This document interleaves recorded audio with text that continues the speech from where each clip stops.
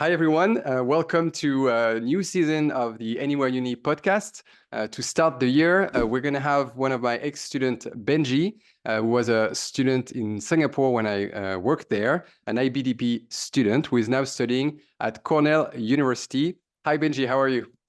I'm doing good, thank you. Thank you for having me on. We're looking forward to it. The conversation, it's great to see you again. I don't think we've spoken since you graduated about 2 years ago now. Yeah, it's been a Yeah. while. It's been a while. Okay, so I'm excited to hear all about your.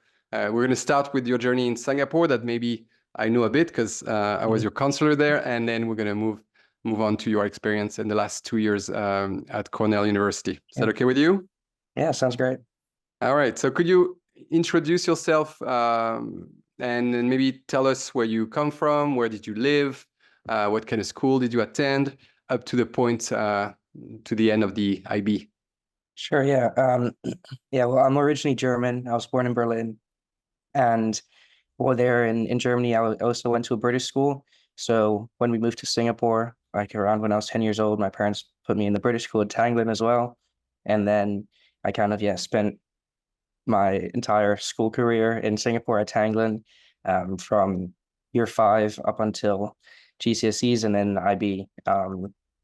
So yeah, I kind of just grew up in the British school system, and yeah, I really thoroughly enjoyed it as well. So German student growing up abroad in the British school system. That's Yeah, your profile. Okay. yeah. And so back in Singapore, as an IB student, what kind of student were you? Um, I think I was a, I'd say I was a good student. I was quite busy as well though because I did have like a lot of also like extracurriculars. So I played football for like the entire time. I played basketball as well, like golf. But yeah, I mean, I think the IB like it was a good challenge.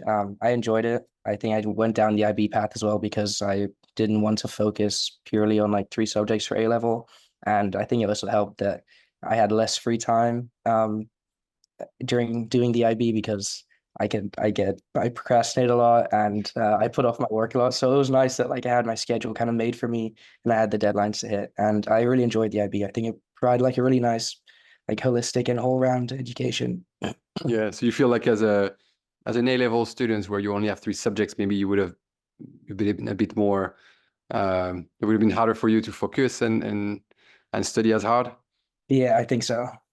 A lot of free periods probably would not have led to like the most productive learning for me. Um, All right. so yeah, I enjoyed doing the IB. And so can you tell us what subjects you took at the IB? Sure, yeah, I did standard level Spanish, maths analysis and approaches, and then ESS. And Mhm. then I did higher level geography, econ, and English language and literature. Okay. And what kind of grades did you have? Do you remember? I'm sure you remember your final IB grades. You can share Yeah. that with us. But what kind of grades did you get? Was it similar to what you got at the end? Sure, yeah. I got a 41 at the end. Um, and I got a 776 at higher level. So that was good. And then I think I got 7.7. I don't know if I can't remember, but I got seven Spanish and ESS. And then I think in math I did not do too great. I think I got a five. Um, and I think I got 2 points at TOK. I hope that adds up to 41, but Yeah, I'm sure we'll when we watch that again, we'll make. I didn't make the math as you were speaking. Okay, perfect. Did you take any standardized test like an SAT? um, I took one just before uh the COVID like kind of Yeah. shut them all down just in case I had one in the bag, but I did on very short notice and I did not apply with it. So So you didn't use it, yeah. So it was 2 years back. So COVID was still clearly in the air, and at that time, students were really not penalized to not send an SAT. I'm sure you saw the news. A lot more Ivy League schools and top schools in the US that are bringing the SAT back. Mhm. So that advice 2 years back, even 2, 3 years back when you applied, is different now. And Yeah. and yeah, as SAT is more readily available everywhere. Mhm. Okay. Perfect. And so what was your profile? Like what do you think Cornell saw in your application? I think they saw someone, I'd say, with like an interesting story, and I think like a whole rounded profile. I was quite involved in school. Like I said, I did sports like all throughout. I was involved in like in clubs. I think I was on like environmental ambassadors. I led like a project in school where we built like a farm kind of and wanted to incorporate that into like the infant school curriculum. So I think Cornell saw someone that applied, for a specific subject. I applied for environment sustainability. And I think they saw that I had a vested interest in that and that I also had like a whole rounded profile and had a variety of different experiences. So I think that's kind of what stood up as well. And then I think, I mean, good academics, obviously like room to grow, but I think that coupled with my extracurriculars, and then I think a pretty strong um, Common App essay as Yeah. well. So I think Do you remember what you wrote on your essay? Was it about that project, the environment? I actually wrote my essay pretty much about thinking back it out is about how food kind of like shaped my experiences. So I think I talked about my cultural upbringing with, like you said, being a German in a Yeah. British school in Singapore, um, having a mom as well that's from Ghana. So I kind of just talked about how all of those different like aspects and nationalities and cultures has kind of affected and shaped me into like the person I was today. And then did it through food because I like food. So Yeah, I remember that essay. It was yeah, quite a yeah. fun essay. And it's always an advice, right? You need to tell a story, you need to build a narrative, you need to think about your profile and how the universities are going to perceive you from your activities, your recommendation letters, etc. You talked a bit about the activities you engage with, a lot of sports, a lot of community involvement with the school and for the environment.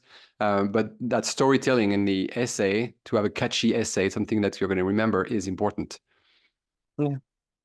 Yeah, I think it was also really important to take time. I remember coming to your office many, many times to go through a lot of drafts. So Yeah. it starts off very different to how it would end. So I think it's really important to take your time on doing that. Yeah, no, and it's exactly it's the US is not a destination you can improvise last minute. It's not something where you can do a one draft and that's okay. Most students that I work with that apply to the US, we're going to meet a lot. They're the students I get to know the best because they have to do that soul searching, journey to get to a level of essay that's going to be actually meaningful, deep, and I think they can ask you a level of maturity that not every 16, 17-year-old has. Yeah, it's hard. It's really a holistic application. They kind of look Mm-hmm. at every aspect of you. So it's really hard to or important to be able to put your best foot forward. And um, it just takes, I think, a lot of time. Like you said, we met like a lot of times. So. Yes, it's a lot of work. So did you have any knowledge of Cornell before? Did you have any family that went there? Any contacts there? Or were you just totally foreign to Cornell? Completely foreign. Yeah, didn't even know where Ithaca was. Um, yeah, I had no knowledge of Cornell. I kind of just saw like a program that I was interested in. And realistically, I was also like, I thought like Ivy League might have been like a reach for me. Looking back, maybe it wasn't that much of a reach because I think it's been a good experience here. But yeah, I had pretty much no knowledge of Cornell as well. I was Yeah. also not really looking at Cornell. It wasn't like a place I wanted to like. I didn't like wake up and I always want to go to Cornell. Um, so yeah, I think yeah, I kind of didn't have like really an interest here up until I was researching different programs. And this one kind of stood out to me. Yeah. And yeah. But it's good to hear for students that sometimes feel like if they don't have the connections, Mm. there's no chance. Yes, it is very, very, very difficult. Yes, sometimes if you have a connection and a coach that want to get you in their team within the university or a contact in the university that can help. But there's also stories of students that have none of these connections and make it happen. Yeah. So it's good to hear. Did you apply on any early plan. Yeah, I did early decision here. Yes, that makes a difference. That probably made a difference as well. Yeah. Yeah. Um, yeah, I mean, I think that definitely helped. It was a lot earlier deadline, so Yeah. it was a bit of a rush to get everything in, Yeah. but I think the early decision definitely helped. I got in as well with early decision, so I didn't get deferred or anything. So that was great. So at least I knew also where I was going a bit earlier. Less So stress for the rest of the definitely less year. stressed. Yeah. Yeah. So the early decision, I think, is definitely a game changer when you place it right. Like if you go too high on an early decision and you are too far anyway, that's not going to really help you. There's probably some schools where you don't need to do an early decision based on your profile because you would get an offer anyway. And then so it's kind of about finding that sweet spot of that school that maybe wouldn't take you without that early decision, and the fact that you're ready to commit, that you're showing a very strong interest towards that school because it's really a contract that you're signing with that school, I think does can make a difference for the university because they want to secure these students that are saying, yes, I'm coming if you take me. Yeah, definitely, definitely. Definitely played a role as well. And I don't remember, but I don't know what the other early one is, but the non-binding early one, I sent a couple of those as well. Yeah. I think those also helped. Yeah. So Yeah. And it's great to hear back early and to know that this is where you're going to go early. And yeah. And so in that decision making process, because students sometimes feel like, so you told us that you did your research, you looked at the programs, and you kind of found, was it a major at Cornell University that was specifically interesting, or what caught your attention to say, okay, I'm going to go there, even if this is not a school I've been dreaming about for a long time. I don't know anyone that went there. What was that program and why was it appealing to you? yeah, I mean, yeah, it was pretty much just a program, like you said. So I'm majoring in environment sustainability here. It's Bachelor of Science, so I'm also doing it in the agriculture school. And just in general, the Cornell's agriculture school is, I think, one of the best around the countries. It's also got a lot of state grants, and they do a lot of research for New York State. So, like the faculty, they're all very high, like in their field. And I think the program kind of stood out to me because of like the flexibility behind it. I am doing like a science degree, but I'm not like a sciencey person. And I think it just gave me like the program gave me a really good foundation with those required science courses I was taking, but then the ability to concentrate in a different area. So I'm concentrating in environmental policy and governance, and I'm taking like a lot of, pretty much I've only taken business and like policy classes. So I've really had the chance to kind of tailor my degree, and that's kind of what stood out to me about this program here. Um, Also being in Ithaca, I know it's like might Middle of not be nowhere. feeling placed, but um, it gives me like really good experiences in terms of like having that foundational science because I can just go out. We have like I've had like a lot of trips to surrounding areas here where we've done research. So it's given me like a really good hands-on experience combined with taking it down my business interests. I think it's given me like a really good foundation into going into my career. And I think Cornell was unique in terms of offering that course. And then also at like an Ivy League university, which was quite cool to be able to go to and attend as well. Do you remember writing an essay specifically on that program? And do you feel like that also played a part, the fact that you kind of knew what you wanted to Mm. study there and that you had that passion for it already and you've done things? I know you did a website and Yeah, a few different things towards that goal. yeah, it definitely helped. So for Cornell, I think we had the Common App, and then you also had a uh like you said, like another Supplemental essay. Yeah. yeah, supplemental just directly to the university. And Yeah. I remember like having again doing like a lot of research in terms of like specific courses that I was interested in taking, organizations that I've joined that I would want to join. And then combine that with my interests, I think played a big role. I remember talking about, like I said, the fact that it's a land grant university and is doing research for New York State. Um, and yeah, again, the specific courses and like organizations on campus that I'd want to get um involved with. And I think that combined with, like I said, my like previous history of being involved in like the community around kind of like provided like a nice, kind of rounded picture. Mhm. to help that. It definitely helped that I knew what I wanted to study. I think it's a bit harder if you're going in undecided. It's harder to show like that interest. Um, but for me, I think I was in a lucky position that I knew I wanted to go into the sustainability field, and there was like a lot of options here that I could pursue that I added into my essay. All right. So now, brutal truth. How was the transition from Singapore to Ithaca? Walk us through the first few weeks and the transition arriving there. Mhm. You were kind of surprised when you got that offer. You were like, okay, this is an Ivy League. I haven't already decision. I'm excited about the program. I can't say no. But you kind of went into the unknown. Yeah, definitely went into the unknown. Realistically, I also didn't really know that Ithaca was like this far away from New York City. Like it's like a 5 hour drive. It's like a mission to get there. It was honestly crazy because, like I said, it was during COVID as well. So I went alone. My parents didn't come with. Time zone is 12-hour difference to Singapore, so I could Not only easy. there was Yeah. some like if I was like stranded somewhere, there was not really a hope of contacting them.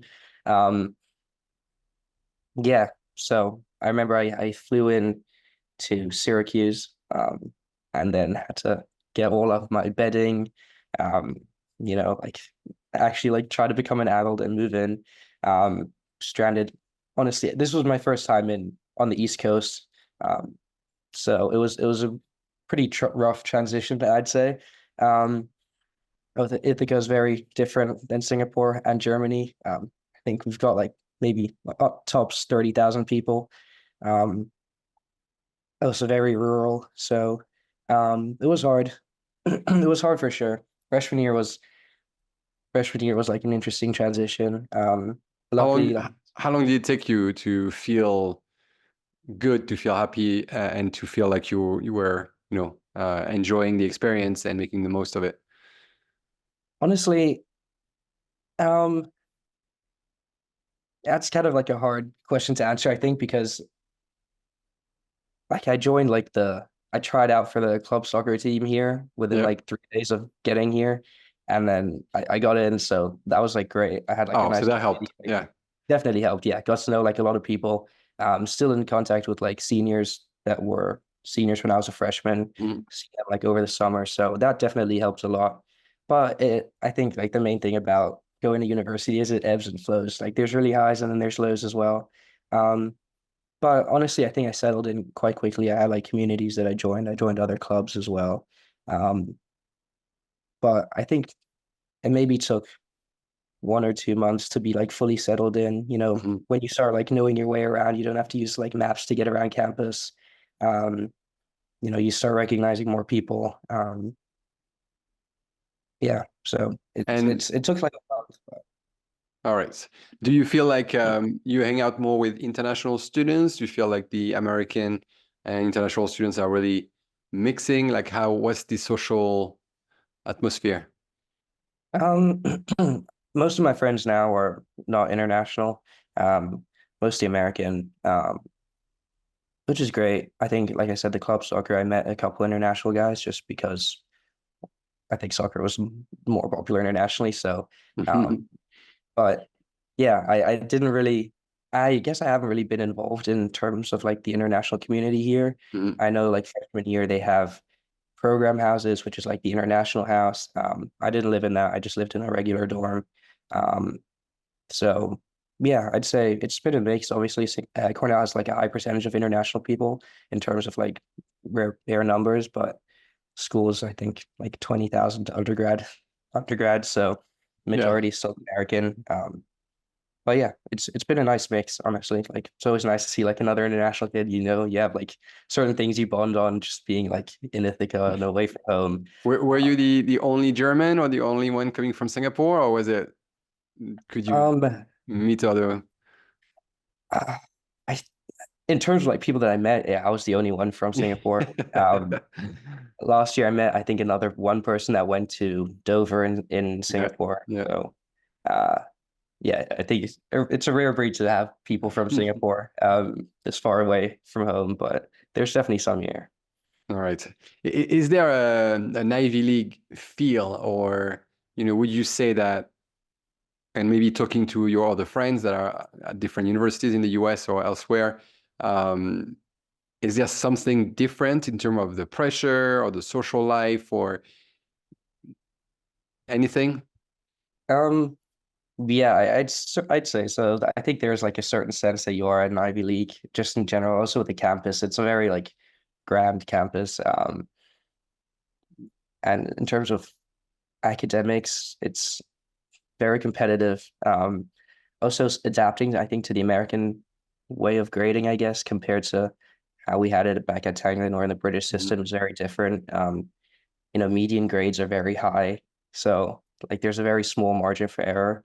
Um, so I think you can certainly feel that, you're an Ivy League. Also, a lot of people have pride in it, wearing like the school colors, having that merch, representing like a school. So when you leave campus, um, yeah. So I think the main way you see it is throughout campus, and then in terms of the academics, it is challenging, um, but there's also a wide range of different challenges from people that are like the architecture school. From what I've heard, it's a 5-year program, and they're pretty much in a studio multiple hours a week. They work nights, and then there's people maybe, for example, in like animal science majors that spend like their weekends on like a farm. So there's different like challenges, but you can see like the ties that it has also within like the alumni connection base, Yeah.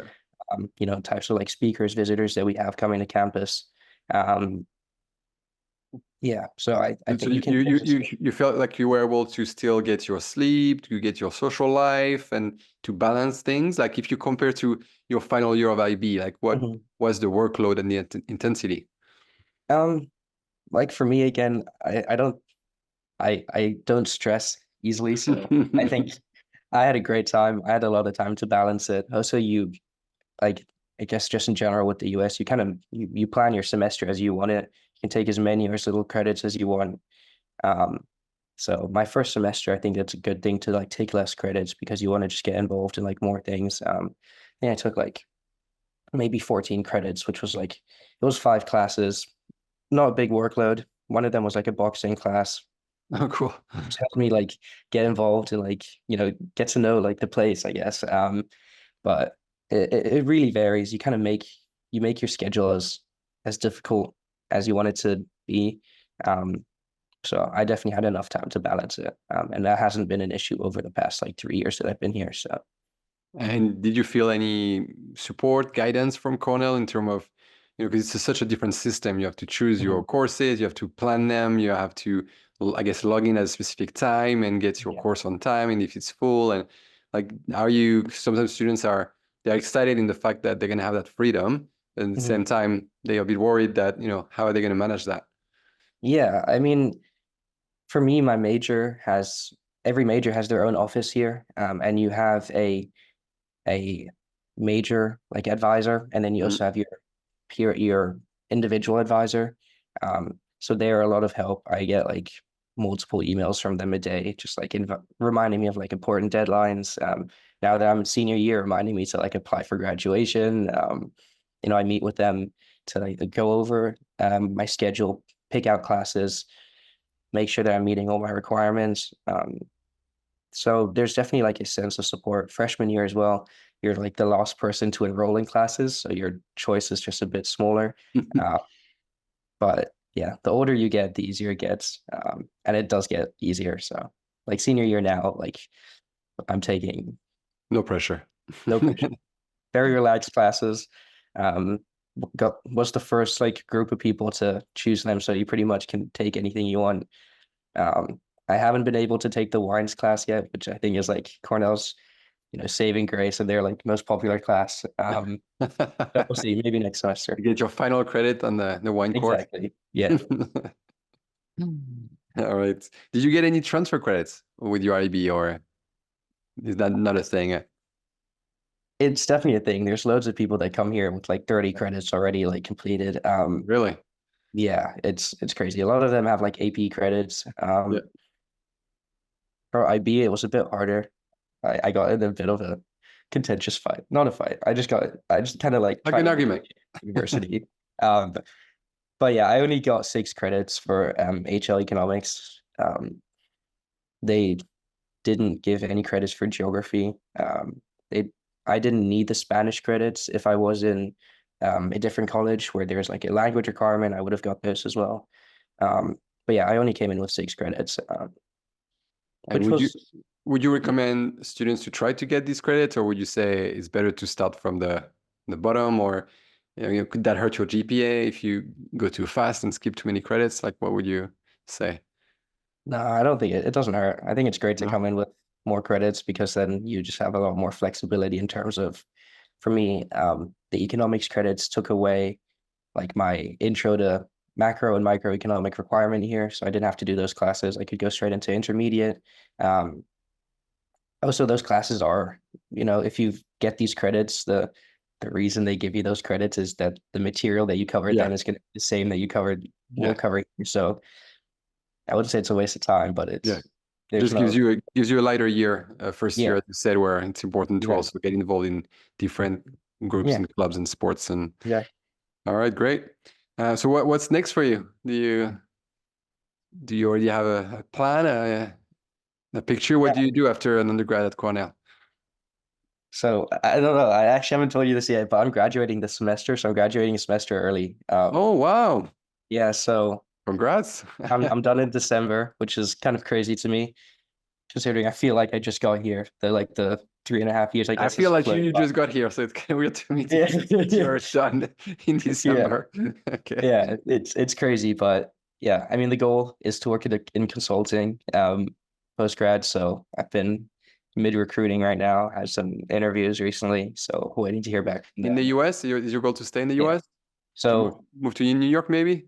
yeah, I think that's the natural, I guess, Cornell progression is Yeah. everyone just like mobilizes down and everyone goes to the city. So, um, yeah, my parents really don't want me to stay in New York.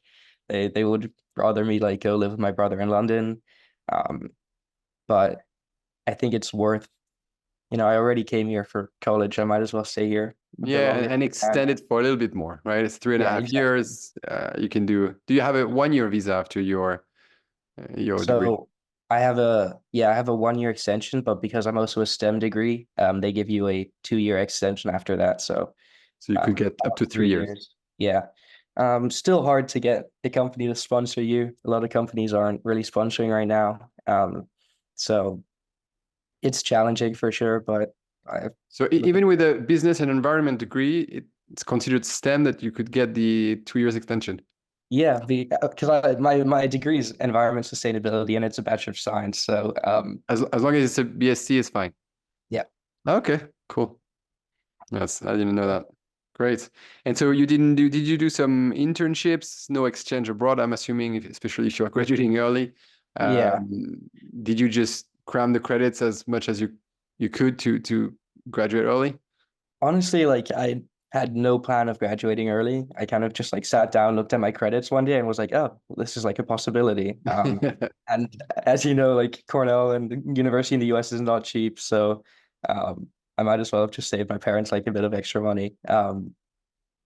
But yeah, I didn't do semester abroad. Everyone at Cornell though does semester abroad. Highly recommend it. They all had like great experiences. Um, I know I did an internship my sophomore summer and then my junior summer. I guess junior summer is like that's the big one. It's like the really important one. Super competitive, especially in here everyone's getting like internships at like all of my friends are working at like great companies, so there's definitely Mhm. a lot of pressure um to We land one succeed of these. at Cornell. Yeah. Yeah.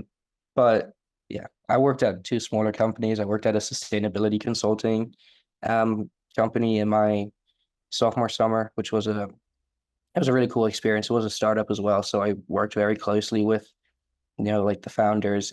Was really hands-on and role. And then this past summer, I worked at a German company in Singapore actually that Cool. kind of represents like German companies that want to go abroad.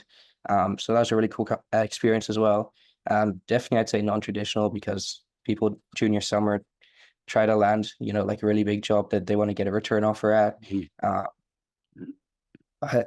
Yeah, I think there's like a way for everyone. Like, Yeah, no, exactly. And the fact that you were already kind of an international student that moved a lot, had high international mobility, maybe you didn't have that itch to do an extra semester yeah, abroad. Yeah. yeah. All right. Okay, I think we're gonna get to the end of our conversation here. What would be your advice for, there's so many students, and every year I have students always like looking at, I'm interested by an Ivy League. Mhm. Sometimes they don't even know that Cornell is an Ivy League, but they're interested by the Ivy League. What Um, would be your advice for a great 10, 11 student that is dreaming about the Ivy League and the prestige of it? Would you have any advice? Like, what should they do? How should I they handle? mean, I think in general, just like if you're dreaming about it, like it doesn't hurt to send an application. Like again, I went in with zero expectations.